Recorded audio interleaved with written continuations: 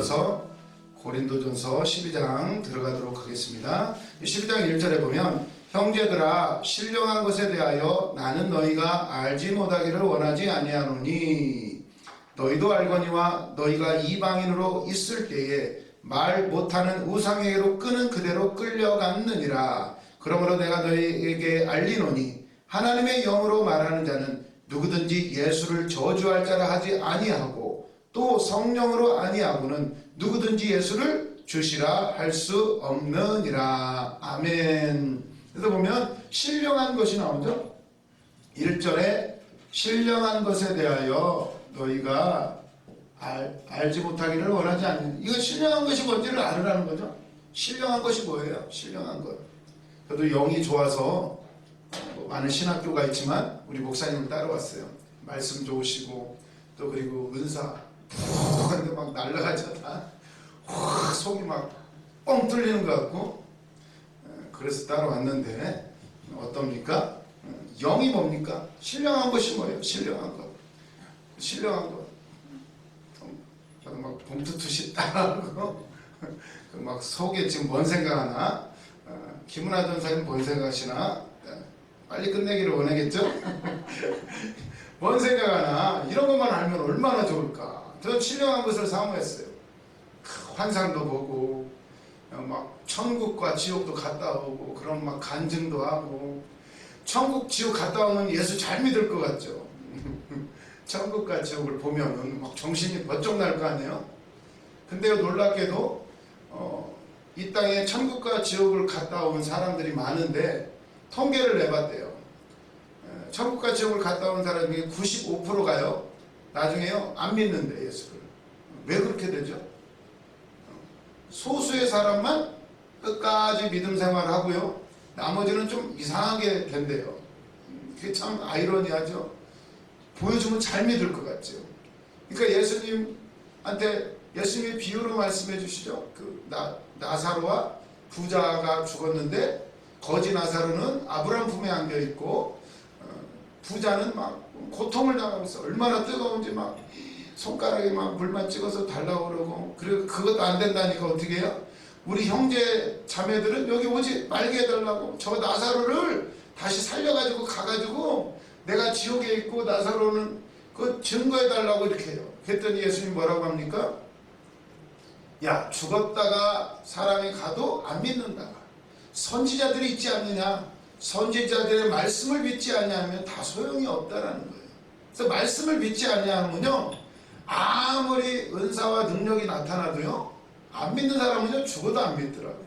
아무리 기적이 일어나도 안 믿어요. 결국은 말씀으로 돌아가게 되는데, 신령한 것을 사모해서 여기까지 왔죠. 우리가 능력 받고 싶죠. 막 능력을 받으려고 얼마나 소리를 질렀는지 몰라요. 그러다가 어느 순간 되니까, 어제 원장 목사님 참 봉투투 해주시는데 제 마음을 얼마나 잘 짚어주시는지. 모세가 그랬대잖아요. 모세가 너는 가서 네 백성을 끌고 와라. 그랬더니 모세가 뭐라고요? 난 못합니다. 그러죠. 난 못합니다. 그래서 찾아봤어요. 그랬더니 하나님이요, 출애굽기, 어제 목사님이 저한테 주신 말씀인데 4장 10절에 보니까, 출애굽기 4장 10절에 보니까 모세가 여호와께 아뢰되 오 주여, 나는 본래 말을 잘하지 못하는 자니이다. 주께서 주의 종에게 명령하신 후에도 역시 그러하니 나는 이미 뻣뻣하고 혀가 둔한 자니이다. 그러니까 모세도 그랬어요. 아니, 나한테 능력을 주셔서 나 지금도 말을 잘 못하는데, 주의 종이 하나님께서 나한테 지금 명령하신 후에도 여전히 나는 말을 못하는데 뭘 가지고 주의를 합니까? 라고 말을 하는 거죠.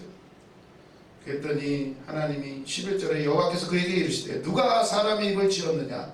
누가 말 못하는 자냐? 못 듣는 자나 눈 밝은 자나 맹인이 되게 하였느냐? 나 여호와가 아니냐? 이제 가라. 내가 내 입과 함께 있어서 할 말을 가르치리라. 예수님도 동일한 말씀을 하시죠. 너희들은 무슨 말을 할까 염려하지 말라. 성령이 임하시면 생각나게 하고 깨닫게 하고 알게 하고 너희 입에 할 말을 주었다. 이렇게 말씀을 하셔. 똑같아요. 뭘 가지고 합니까? 내 안에 있는 예수 그리스도예요. 그분을 증거하면, 그분의 이름을 드러내면요, 역사는 하나님이 하십니다. 신령한 것에 대해서 이제 사도 바울이 얘기를 해준 거예요. 뭐 때문에? 고린도 교회가요, 신령한 것 때문에 싸움이 일어났어요. 애언, 방언, 능력 행함, 가지가지 은사들, 그 당시에 기도를요, 서로 막 천사숭배라고 그러죠. 천사숭배가 뭐냐면, 기도할 때요, 천사를 보는 게 그들의 소원이었어요. 그게 믿음이 특별하다는, 내가 남들보다 믿음이 좋다는 증거가 되는 거였어요. 그걸 봐야 사람들이, 와, 저 사람 믿음 좋아, 기도 엄청 많이 했어, 능력자야. 오늘날도 똑같아요. 천사 숭배. 기독교는요, 천사 숭배가 아니에요. 오직 예수 그리스도, 나를 구원하신 그분, 나를 대신해서 죽어주시고 나에게 새 생명을 주신 그분, 그건데, 그 은사는 뭡니까? 신령한 것은 그게 뭐냐는 거예요. 뭐냐는 거. 그런 것들은요, 예수님을 드러내기 위해 주신 도구에 불과한 거예요. 그리고 사역자들은요, 사역자, 말 그대로 종이에요. 종. 하나님의 일을 하는 사람들이지, 물론 그들을 존경하고 따라야 되는 것은 하나님 그들에게 말씀을 주시고 길을 가르쳐 주니까 그런 건데, 이게 거꾸로 되는 거예요. 예수님은 온데간데 없고, 그러니 뭐만 남아요? 교회 안에 분열만 일어나는 거예요. 그 귀한 것을 가지고, 신령한 것을 가지고 교회가 나뉜단 말이에요. 신령한 것이 무엇이냐에 대해서 12장, 13장에 걸쳐서 소위 말하는 은사장, 13장은 사랑장, 그거에 대해서 이제 말을 하는 거예요. 이 은사나 사랑이요, 고린도 교회는 이것 때문에 문제가 생긴 거예요. 이것 때문에. 근데 이 문제, 은사는 귀한 겁니다. 하나님 주신 귀한 거예요. 귀한 거. 이 귀한 것을 가지고 싸우면 안 된다는 얘기를 하는 거예요. 그래서 중요한 것은요, 성령이 아니고서는 누구든지 예수를 주시라 할 수 없느니라. 이게 첫 번째. 예수 그리스도를 주라. 누구든지 예수를 저주할 자라 하지 아니하고, 예수 믿는 자는, 성령이 있는 사람은요, 예수를 저주할 자라고 하지 못한다는 거예요. 이런 얘기를 하시면서 4절, 이게 아주 굉장히 중의적인 의미도 있는데, 일단 단어, 저주라는 단어가요, 원래는 저기래요. 원래 단어는 아나테마라는 단어인데, 뭐 외울 필요는 없어요. 아나테마라는 단어인데, 원래 이 뜻은요, 제단 앞에 쌓아두는 것, 이런 뜻이었대요. 신들 앞에 쌓아둔 것, 그게 뭐죠? 재물이죠. 재물이란 뜻이었대요. 재물, 헌물, 이런 뜻이었대요. 이런 뜻이었는데요, 이제 시간이 흐르면서 이게 재물은 뭡니까? 죽은 거죠. 나를 대신해서 죽은 거예요. 짐승을 잡아야 돼. 피를 흘려야 돼. 죄송하게 죽은 거잖아요. 그러니까 저주받았다, 이런 단어가 된 거예요. 저주라는 단어로 쓰이기를 시작을 해요. 두 뜻으로 쓰이다가 이제 이건 없어지고 이런 뜻은 사라지고 저주라는 뜻만 남게 되었대요. 그러니까 예수님이 재물이시죠. 재물로 우리를 대신해서 죽으셔요. 헌물이에요. 하나님께 드려진 거예요. 그런데 이게 저주받은 자, 나무에 달린 자마다 저주받은 자라고 했죠. 십자가는 원래 그런 거예요. 근데 그 십자가가 어떻게 됩니까? 우리를 살리는 상징이 되어버렸죠. 이제는 오히려 십자가는 무슨 장식품이 되어버렸어요. 그냥 이것만 내세우면 되는 줄로 알고,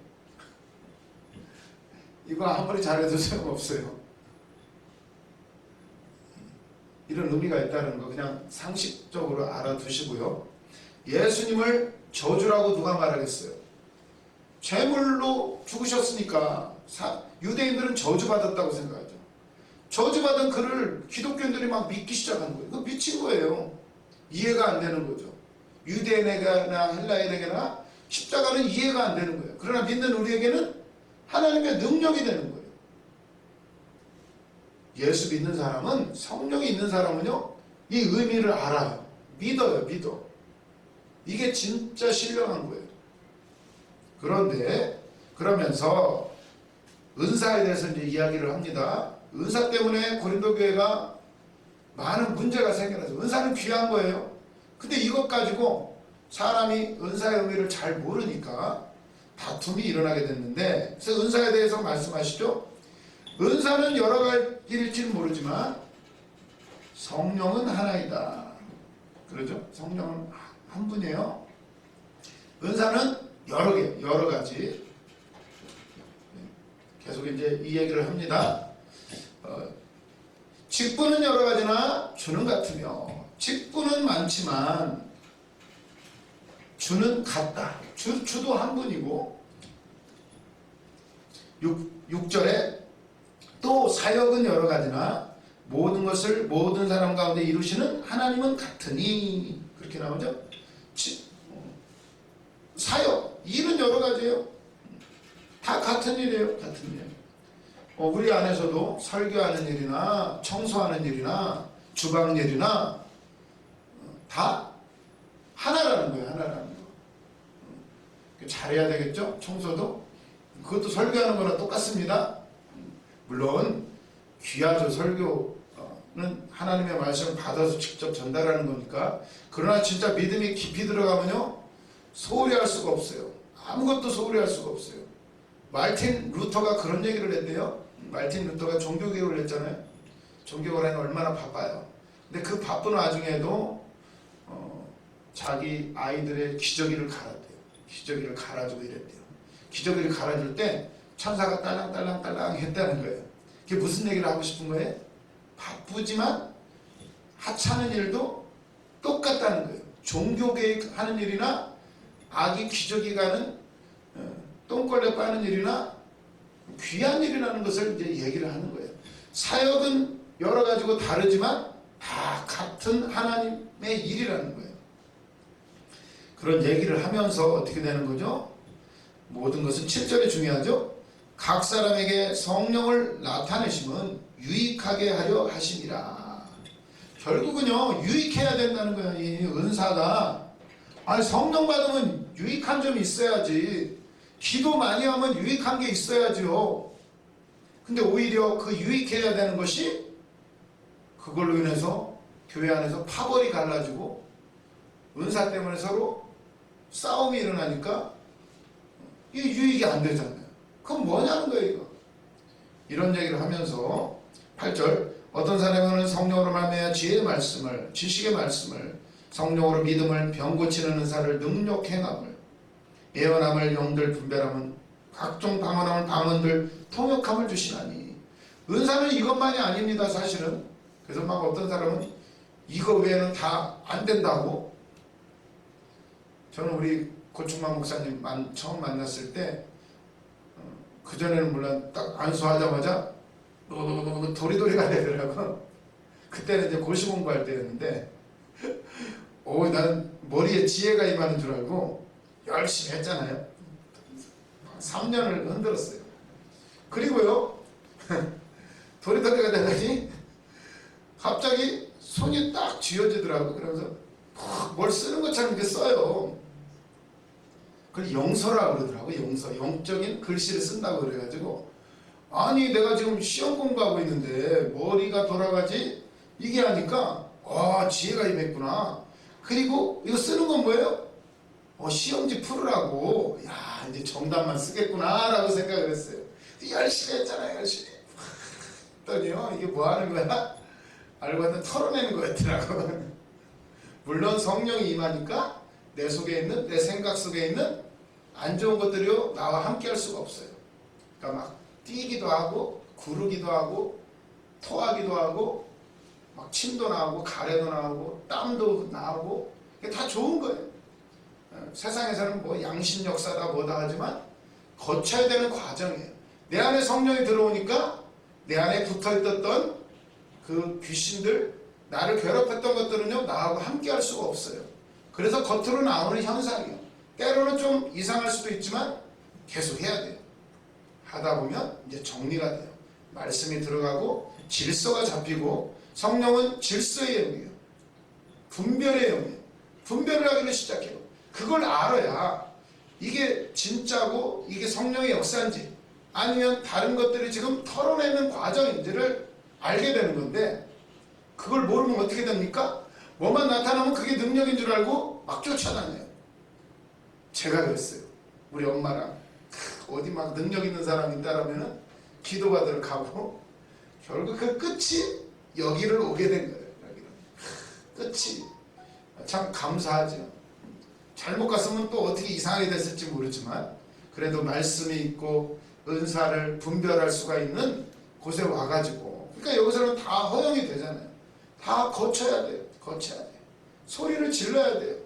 소리를 지르다 보면요 처음엔 듣기 소리가 나와요. 거슬리는 소리. 육성이라고 그러죠. 그게 빠져야 돼요. 해야 돼요. 해야 돼요. 그 사람들이 뭐라 그러니까 안 하면 안 되죠. 계속 하다 보면요 그게 빠지고 나면요 소리는 큰데 듣기 좋은 소리가 돼요. 함께 기도하기 좋은 소리가 돼요. 그 과정을 거치는 거예요. 그러니까 얼마나 감사해요. 어제도 막 하면서 해야 돼요. 더 세게 해야 돼요. 더 세게. 막 털어내야 돼요. 토해내야 돼.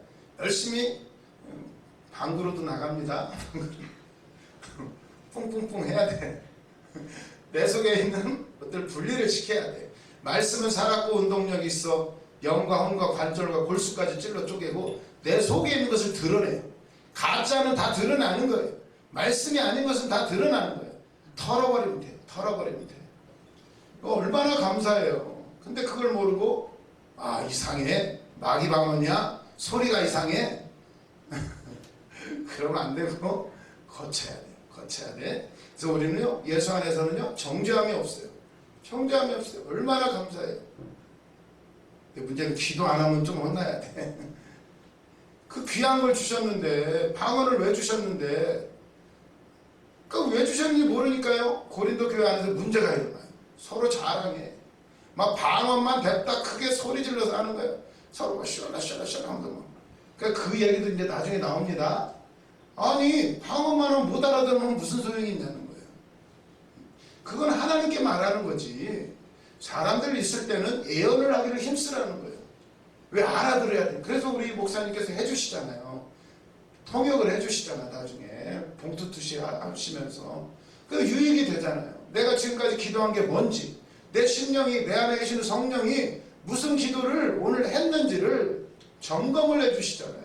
얼마나 감사해요. 우리도 다 받아야 될 줄로 믿습니다. 주신 대로 하면 돼요.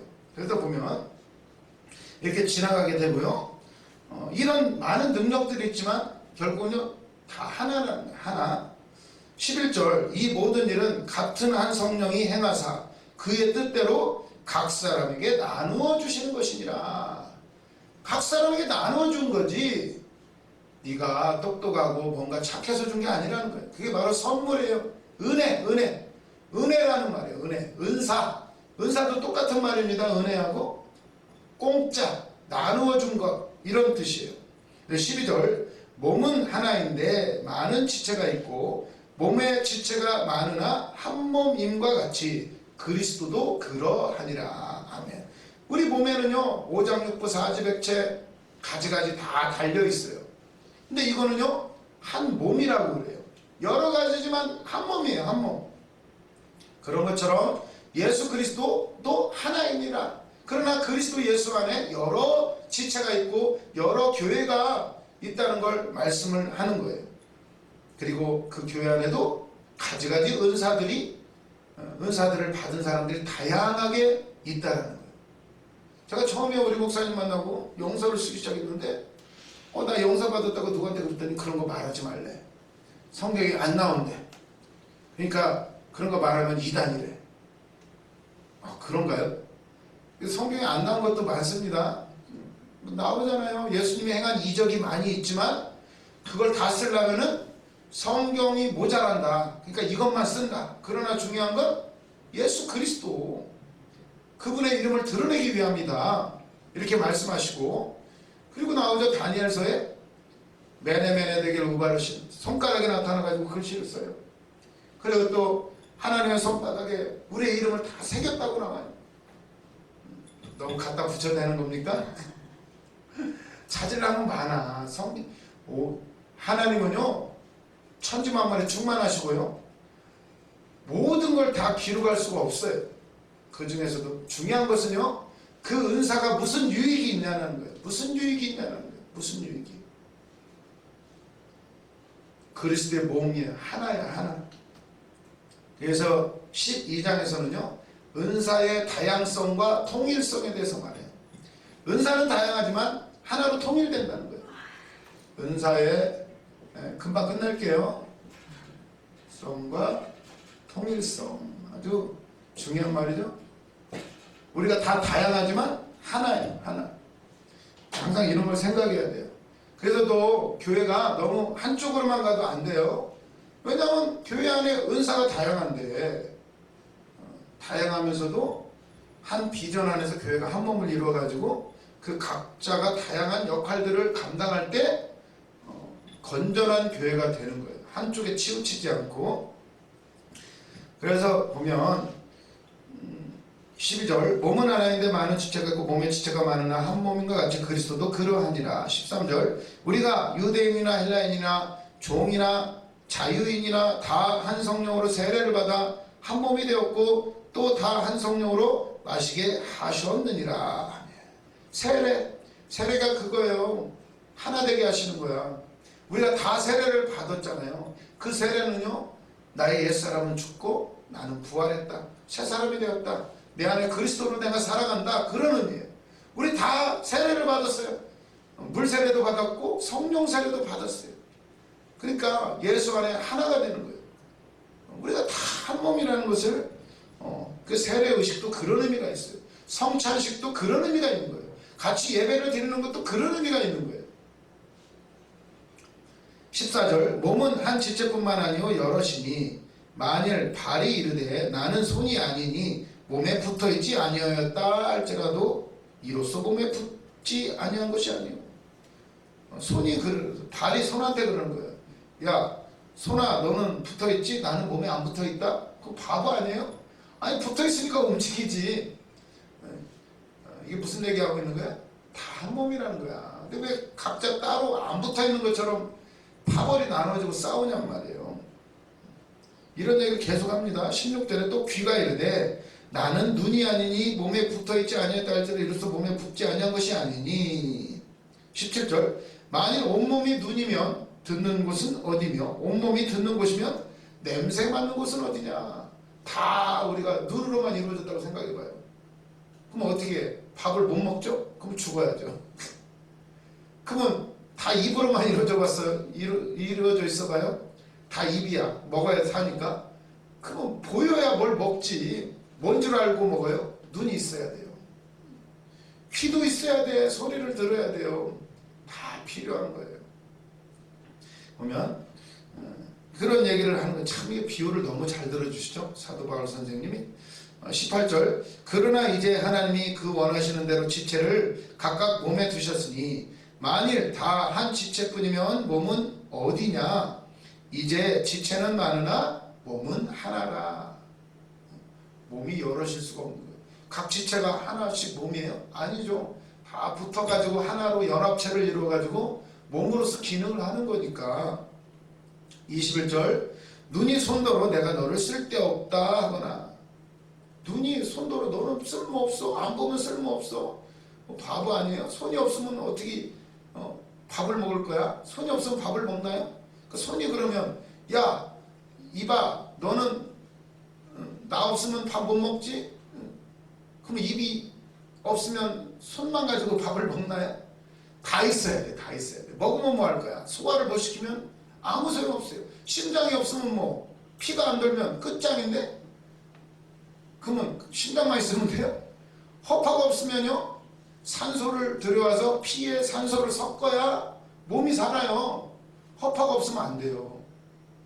다 똑같아요. 심장이 없으면 안 되고 필요 없는 것이 하나도 없어요. 사랑니가 필요 없는 줄 알았대요. 사람들이. 사랑니가 없으면요 이빨이 벌어져요. 그리고 엉덩이 꼬리뼈가 없잖아요. 꼬리뼈가 태화된 줄로 알았어요. 원숭이 꼬리였는데 이게 사라져서 꼬리뼈만 흔적으로 남아있다고. 안 그래요. 꼬리뼈가 없으면요, 똥을 싸다가 끊잖아요. 딱딱 끊고 관략근을 조절해가지고 딱 똥도 참을 수가 있는데, 꼬리뼈가 없으면요 그냥 다 흘러나와 버린대요. 조절이 안 된대. 조절이. 맹장은 쓸데없는 줄 알았잖아요. 맹장이 무슨 일을 하는지 아세요? 우리의 면역력이 안에서 어떤 병균이 들어왔을 때 싸우는 역할을 한대요. 맹장이 쓸데없는 게 하나도 없대요. 몸 안에. 하나님이 당연히 만드실 때는 다 이유가 있다라는 거예요. 그렇다면 그런 것처럼요, 교회 안에 쓸모없는 사람이 하나도 없다. 쓸모없는 사람이 없습니다. 다 필요해요. 그러면서요, 쭉 얘기를 하면 쭉 나오죠. 그다음에 이런 얘기를 하는 거예요. 그러면서 중요한 말씀이 26절도 중요하죠. 만일 한 지체가 고통을 받으면 모든 지체가 함께 고통을 받고, 한 지체가 영광을 얻으면 모든 지체가 함께 즐거워하느니라. 아멘. 우리 교회 안에 우리는 모두가 한 몸이에요. 그러니까 누가 슬프면요 같이 슬퍼야 되고, 그래서 같이 기도하고 같이 나눠야 되는데, 이게 잘못되면 어떻게 서로 숨기고 서로 안 나누고 각자 알아서 기도하면, 그러면 교회가 아닌 거예요. 그렇다고 남의 비밀을 알았다고 비방한다? 그래서 싸움이 일어난 거예요. 그때 이건 어리석은 일이야. 그건 같이 아파야 될 일이고 같이 부끄러워야 될 일이고 똑같은 몸 안에서 이루어지는 일이라는 거예요. 나만 할 게 아니라는 거예요. 나만 잘해도 소용없어요. 다른 지체가 아프면 하여튼 그 영향이 나한테 오는 거예요. 교회 안에서는요, 영적으로 서로가 영향을 주고받게 되어 있어요. 그러니까 다 잘 돼야 돼요. 그런 얘기를 하고 있어요. 그러면서 28절, 하나님이 교회 중에 몇을 세우셨으니 첫째는 사도요, 둘째는 선지자요, 셋째는 교사요, 그 다음 능력 행할 자요, 그 다음은 병 고치는 은사와 서로 돕는 것과 다스리는 것과 각종 방언을 말하는 것이라. 다 사도에게느냐, 다 선지자에게느냐, 다 교사에게느냐, 다 능력을 행하는 자에게느냐, 다 병 고치는 은사를 가진 자에게느냐, 다 방언을 말하는 자에게느냐. 31절, 너희는 더욱 큰 은사를 사모하라. 내가 또한 가장 좋은 길을 너에게 보이리라. 아멘. 그래서 어떤 사람은 사도가 첫 번째고, 방언은 꼬레비다. 이건 순서를 말하는 게 아니에요. 앞에 문장을 잘 봐야 돼요. 뭘 얘기했죠? 각 지체가 한 몸을 이룬다고 얘기했잖아요. 순서를 말하는 게 아니고 뭐가 더 우선순위가 아니라는 거죠. 다양하지만 하나라는 걸 계속 얘기하는데, 이걸 가지고 사도가 첫 번째고 나머지는 방언은 꼴등이다. 방언 없이는요 하나님과 제대로 된 교제가 안 이루어지죠. 중요한 거에 다 소용없는 것이 하나도 없는데, 그러면서 마지막에 더 큰 은사를 사모하래요. 더욱 큰 은사를 사모하래요.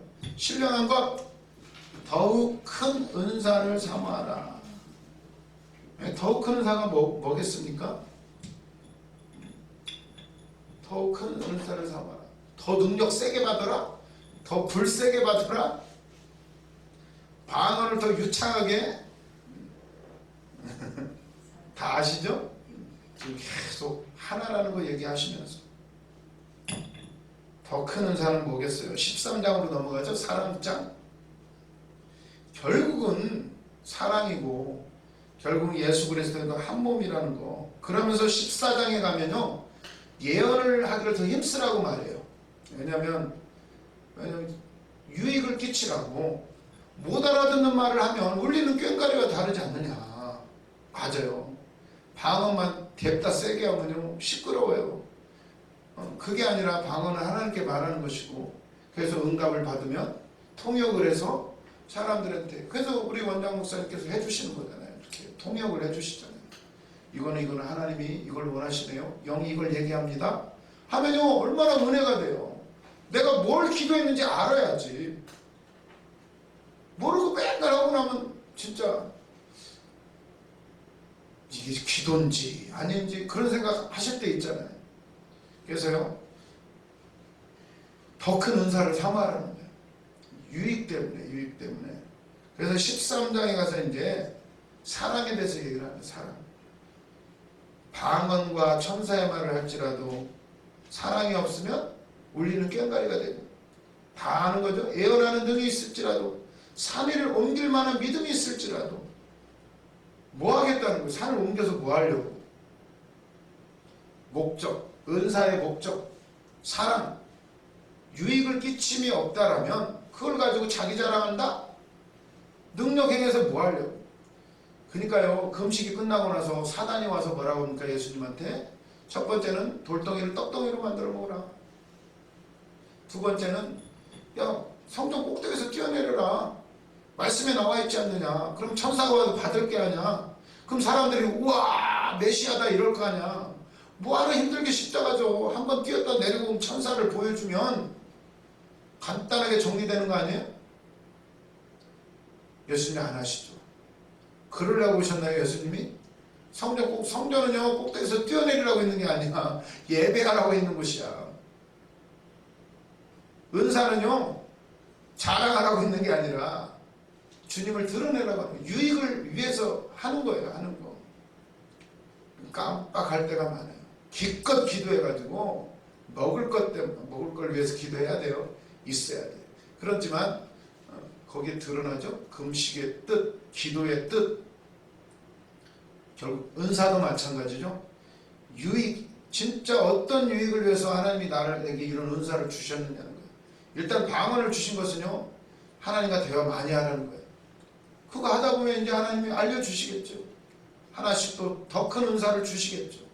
사랑의 마음을 갖게 하시고, 그럴 때 말씀을 깨닫게 되고 분별도 하게 되고. 방언은 중요한 거예요. 그래서 중요하지 않은 것이 하나도 없어요. 왜 이렇게 말이 나오죠? 고린도전서 12장 22절. 그뿐 아니라 더 약하게 보이는 몸의 지체가 도리어 요긴하고 우리의 몸에 덜 귀히 여기는 그것들을 더욱 귀한 것들로 입혀주며 우리의 아름답지 못한 지체는 더욱 아름다운 것을 얻느니라. 그런즉 우리의 아름다운 지체는 그럴 필요가 없느니라. 오직 하나님의 몸을 고르게 하여 부족한 지체에게 귀중함을 더하사 몸 가운데서 분쟁이 없고 오직 여러 지체가 서로같이 돌보게 하셨느니라. 아멘. 이 원리가 교회 안에서 적용될 때 얼마나 행복하겠어요. 다 필요하고 요긴하고 덜 부족한 지체를 또 가리고, 수치를 가리잖아요. 옷을 입어가지고 막 옷을 뭐 뽐내라고 있는 게 아니라 사실은 가리는 거야. 가리는 거. 나의 부족함들 가리고. 그러니까 우리가 가려줘야 되는 거죠. 교회 안에서도 그런 것들 이렇게 나오면서 아주 은사가 뭔지, 은사의 목적은 결국은 교회의 유익이다, 이런 말씀을 하십니다. 그래서 뭐 은사에 대해서도 뭐 이거 가지고도 뭐 할 말이 너무나 많지요. 은사를 막 딱딱딱딱 분별을 하고 뭐 해석을 하고 하지만요, 다 목적은 하나예요. 교육을 위해서 예수 그리스도를 증거하는 거예요. 그래서 우리에게 주신 것 감사하시고 더 큰 은사를 사모하셔서 더 많이 누리시고 자유하시기를 주님의 이름으로 축원을 드립니다. 기도하겠습니다. 주님 감사합니다. 오늘 다 함께 말씀을 나눌 수 있는 기회를 주시니 감사합니다. 우리에게 은사를 주시고 성령을 주셔서 예수 그리스도를 구주라고 고백하며 주님 안에 나가게 하시니 감사합니다. 더 깊이 깨달아서 참으로 모든 일에 막힘이 없고 질서 있게 모든 것을 분별하며 합력하여 선을 이루게 하여 주시옵소서. 신학생들 위해 특별히 함께하여 주시옵소서. 일주일 동안 생활할 동안에도 말씀 안에 생활하게 하시고 성령과 동행하는 역사로 이루어 주시옵소서. 또한 금식하는 중 있습니다. 얼마 남지 않았습니다. 끝까지 승리하게 하시고 보식할 때에도 더욱더 말씀과 기도로 은사로 충만하게 채워 주시어서 이후에 간증과 찬송이 되게 하여 주시옵소서. 감사드리며 예수님의 이름으로 기도드렸습니다. 아멘.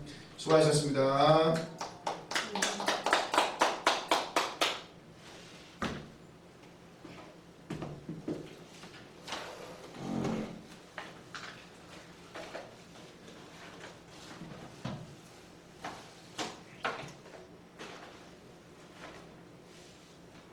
이거 거요?